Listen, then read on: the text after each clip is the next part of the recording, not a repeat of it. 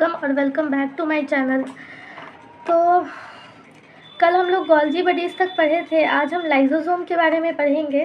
तो लाइसोसोम जो है वो एंडोमेम्ब्रेन सिस्टम का ही एक पार्ट है। ये सिंगल मेम्ब्रेन होता है and formed by process of packaging from Golgi bodies. जो गोल्जी बॉडीज़ के पैकिंग का प्रोसेस होता है उसके प्रोसेस में ये बनता है। वेसिकुलर इन स्ट्रक्चर, वेसल्स जैसे इसका स्ट्रक्चर होता है, सर्कुलर शेप का होता है। तो ये जो है एसिड कंटेन करता है जिसका पीएच जो है वो 4.5 रहता है और वो हाइड्रोलिटिक होता है नेचर में, मतलब कि वाटर को तोड़ने का काम करता है। या फिर हाइड्रोलेज होता है। हाइड्रोलेज मतलब हाइड्रो मतलब नीड ऑफ वाटर, इसको वाटर का ज़रूरत है, और लेजेज मतलब बॉन्ड ब्रेकेज, वैसा बॉन्ड जिसको तोड़ने के लिए पानी का ज़रूरत पड़े, वैसे एंजाइम को हम लोग कहते हैं हाइड्रोलेज। ठीक है, ये जो है डाइजेस्ट करता है कार्बोहाइड्रेट, प्रोटीन, लिपिड और न्यूक्लिक एसिड। कार्बोहाइड्रेट को जो वो जिस फॉर्म में ब्रेक करता है उसको कहते हैं अमाइलेज, प्रोटीन को प्रोटीएज, लिपिड को लाइपेज और न्यूक्लिक एसिड को न्यूक्लियेज। इसको लाइसोसोम को हम लोग suicidal bag of the cell भी कहते हैं, क्योंकि जब अगर सेल के पास अनफेवरेबल कंडीशन आता है तो ये कुछ इस तरीके से बिहेव करता है कि वो जो उसका मटेरियल है, पैकिंग मटेरियल जो उसके अंदर में कंटेन करके रखता है, वो जब अनफेवरेबल कंडीशन आता है तो वो फट जाता है और उसके अंदर का सारा जो एसिड लेवल उसके अंदर रहता है वो सब बाहर आ जाता है, जिसकी वजह से सेल जो है वो डिस्ट्रॉय हो जाता है, सेल जो है वो सुसाइड कर लेता है। Membrane has proton pumps. Membrane के पास जो है वो प्रोटॉन पम्प्स होता है, मतलब कि प्रोटॉन्स को अपनी तरफ खींचने के लिए एक पंप होता है उसके पास। It is polymorphic organelle.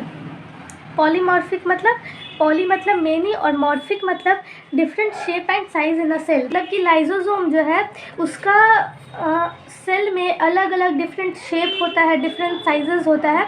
तो अगर ऑर्गेनेली का वैसा स्ट्रक्चर हो तो उसको हम लोग कहते हैं कि वो पॉलीमॉर्फिक है नेचर में। जैसे ये न्यूक्लियस है, इसके बाहर ये जो है ये न्यूक्लियस हो गया, ये हो गया एंडोप्लाज्मिक रेटिकुलम, इससे अटैच गोल्जी बॉडीज़। ये मान के चलिए यहाँ से एक मटेरियल बाहर निकला तो इसको हम लोग कहेंगे प्राइमरी लाइसोसोम। ये मतलब अभी नया नया बना है इसलिए हम लोग इसको कहेंगे प्राइमरी लाइसोसोम। जैसे मान के चलिए एक पूरा सेल है, यहाँ से फूड अंदर आया, सेल के अंदर आया तो ये फूड वैक्यूल बना लिया, और जब ये प्राइमरी लाइसोसोम और फूड वैक्यूल फ्यूज़ करेंगे तो फिर सेकेंडरी लाइसोसोम बनेगा। इन दोनों का, इसका मिक्सचर और इसका मिक्सचर मिलके बनेगा सेकेंडरी लाइसोसोम। ये जो है एक्टिव एंजाइम कहलाता है फॉर डाइजेशन। देखिए फिर इसके बाद क्या होगा, डाइजेस्टेड फूड इज़ अब्जॉर्ब्ड। इसके बाद जो डाइजेस्टेड फूड है वो ये अब्जॉर्व कर लेगा सेकेंडरी लाइसोसोम। उसके बाद जो अनडाइजेस्टेड वेस्ट है उसको भी अपने अंदर ही स्टोर करके रखेगा। जो डाइजेस्टिव एंजाइम है जो इसके काम का है उसको ये सेल में फ्रीली छोड़ देगा, और जो वेस्ट बच गया उसको ये अपने अंदर ही कंटेन करके रख लेगा। फिर हम लोग उसको कहेंगे कि वो टर्शरी लाइसोसोम है, जो कि अनडाइजेस्टेड वेस्ट है, जो कि अब ये फर्दर डाइजेस्ट नहीं हो सकता है। उसके बाद जो ये वेस्ट मटेरियल है ये सेल के बाहर आ जाएगा। उसके बाद जैसे मान के चलिए ये एक ओल्ड माइटोकॉन्ड्रिया है और ये एक लाइसोसोम है, तो ये ऑटोफैगोसोम के जैसे काम करेगा। मतलब पुराना, जैसे अब मान के लिए ये लाइसोसोम है और ये माइटोकॉन्ड्रिया पुराना हो गया है, अब इसका कोई काम नहीं है, तो इसको ये खा जाएगा। जो पुराना लाइसोसोम है वो पुराने वाले माइटोकॉन्ड्रिया को खा जाएगा। तो उसके चलते जो ये है इसका ऐसे भी कोई फंक्शन नहीं था, और फिर सेल में अगर ये नहीं रहेगा तो सेल अच्छे से काम कर पाएगा। अब जो है फंक्शन ऑफ लाइसोसोम का फंक्शन क्या है, तो ये इंट्रासेलुलर डाइजेशन, सेल के अंदर जो डाइजेशन होना रहता है उसमें ये हेल्प करता है। जैसे इसमें ये हेल्प किया, autophagy, destroy old cell organelle. यहाँ पे आप देख सकते हैं कि कैसे लाइसोसोम जो है वो पुराने वाले माइटोकॉन्ड्रिया को खा करके सेल को वर्क करने में थोड़े अच्छे से हेल्प किया। फैगोसाइटोसिस, जब ये ज़रूरत पड़ता है तो ये खुद को भी खा जाता है, खुद को भी डिस्ट्रॉय कर देता है। और लाइसोसोम एबंडेंट इन लाइसोसोम में क्या क्या ज़्यादा होता है, डब्ल्यूबीसी में न्यूट्रोफिल्स और मोनोसाइट, और मैक्रोफेजेज जिसको हम लोग कफर सेल भी कहते हैं। ये दोनों लाइसोसोम में बहुत ही ज़्यादा मात्रा में प्रेजेंट होता है।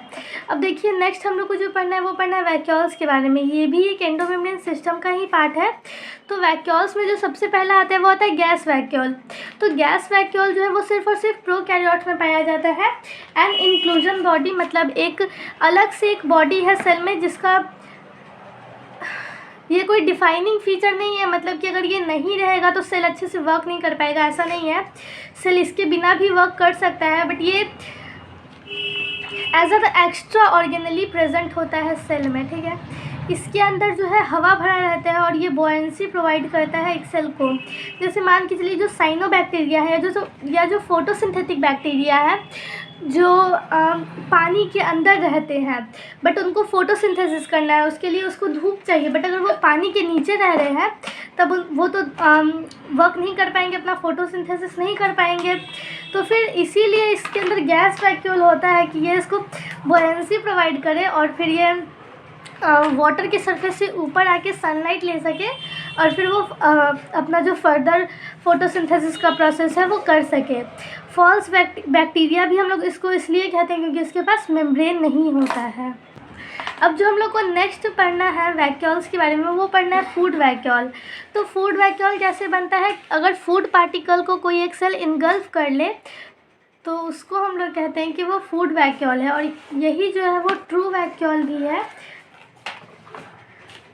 और ये जब लाइसोसोम से फ्यूज़ करता है फॉर डाइजेशन, जैसे हम लोग यहाँ पे देखें लाइसोसोम के साथ ये फूड वैक्यूल फ्यूज़ किया डाइजेशन करने के लिए, ठीक है। Fuse with lysosome some protist, कुछ प्रोटिस्ट में प्रेजेंट होता है जिसका एग्जांपल है अमीबा। फिर जो नेक्स्ट आता है वो आता है कॉन्ट्रैक्टाइल वैक्यूल। तो कॉन्ट्रैक्टाइल वैक्यूल कहाँ कहाँ प्रेजेंट है, अमीबा, पारामीशियम और यूग्लेनॉइड्स, ये तीनों जो है फ्रेश वाटर ऑर्गेनिज्म है। तो ये ट्रू वैक्यूल होता है और ये क्या काम करता है, ये helps in osmo regulation and excretion of water. अगर सेल में कभी पानी का कमी हो गया तो उसमें भी ये कॉन्ट्रैक्टाइल वैक्यूल हेल्प करता है, और अगर सेल में बहुत ज़्यादा वाटर हो गया तो उसको भी सेल से बाहर निकालने का काम भी कॉन्ट्रैक्टाइल वैक्यूल करता है। जैसे मान कॉन्ट्रैक्टाइल वैक्यूल का काम क्या है, कॉन्ट्रैक्ट करना और रिलैक्स होना, कॉन्ट्रैक्ट करना और रिलैक्स होना। अगर मान के चलिए सेल में सेल के अंदर ज़्यादा पानी है तो वो कॉन्ट्रैक्ट हो जाएगा, तो जितने भी एक्स्ट्रा वाटर है वो सब सेल के बाहर चले जाएंगे, और अगर सेल के अंदर कम पानी है तो वो रिलैक्स कर जाएगा, जिसके चलते अगर एटमॉस्फेयर में ज़्यादा पानी है तो वो अपने आप सेल के अंदर आ जाएगा। अब जो नेक्स्ट वैक्यूल्स हम लोग को पढ़ना है वो पढ़ना है सैप वैक्यूल। तो सैप वैक्यूल क्या होता है, ये membrane bound space in cytoplasm में ही एक मेम्ब्रेन बाउंड ऑर्गेनेली होता है जिसको कि हम लोग सैप वैक्यूल कहते हैं, उसको हम लोग टोनोप्लास्ट भी कहते हैं, और ये सेलेक्टिवली परमिएबल होता है। जो प्लांट सेल होते हैं उसमें 90% जो प्लांट सेल का वॉल्यूम होता है वो यही सैप वैक्यूल ही कंटेन करता है, और इसके अंदर ऐसा क्या रहता है जो ये 90% ऑक्यूपाई करता है, तो इसके अंदर वाटर रहता है, सैप रहता है और वेस्ट मटेरियल भी यही कंटेन करता है। इसीलिए ये जो प्लांट सेल है उसका 90% जो स्पेस है वो यही ऑक्यूपाई करता है। Also contain एंथोसायानिन। एंथोसायानिन क्या है, वाटर सॉल्यूबल पिगमेंट, जो वाटर में हर एक चीज़ को सॉल्यूबल कर ले, घुला ले, वैसा पिगमेंट भी इसमें प्रेजेंट होता है सैप वैक्यूल में, जिसकी मदद से उसके अंदर कुछ भी घुल जाता है, ठीक है। अब इसका फंक्शन क्या है, प्रोवाइड कलरेशन, कलर देने में हेल्प करता है, हेल्प्स इन पॉलिनेशन, और पॉलिनेशन में भी हेल्प करता है, ठीक है। प्रोवाइड टर्जिडिटी इन सेल इलोंगेशन और सेल ग्रोथ, जैसे बताया अभी कि वो एक्सक्रिएशन ऑफ वाटर में अगर वो ऑस्मो रेगुलेशन में और एक्सक्रिएशन में हेल्प करता है तो वो कभी अगर वो रिलैक्स हो गया और तो सेल बड़ा हो जाएगा, तो उसकी वजह से वो सेल एलोंगेशन और सेल ग्रोथ में भी हेल्प करता है।